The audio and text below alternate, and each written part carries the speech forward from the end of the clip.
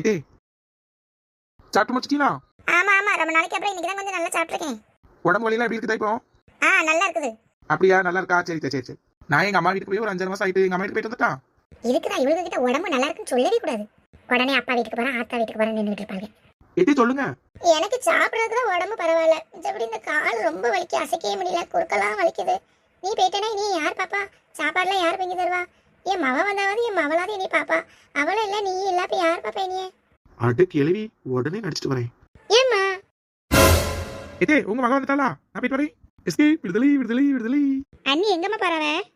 மாடு மேய்க்க போறா. ஏ கிறுக்கி, சொல்லாம கொள்ளாம எதுக்கு வந்தா? யாமோய், அவ அம்மா வீட்டுக்கு போறேன் நின்றுட்டு இருந்தா. நான் போகக்கூடாதுன்னு சொல்லி நிறுத்தி வச்சிருக்கேன், நீ கரெக்டா வந்து நின்றுட்டேன். வா, இனிமே வீட்டு வேலையெல்லாம் நீ தான் பார்க்கணும். அவ வர வரைக்கும் அம்மாக்கு சோறு பொங்கி போட்டு இங்கே இரு. ஏம்மா நானே அங்க இருந்து ரெஸ்ட் எடுக்க இங்க வந்திருக்கேன். ஏமா நீ சோறு பொங்க சொல்றா? நீ பொங்கு போட்டி பேசாம.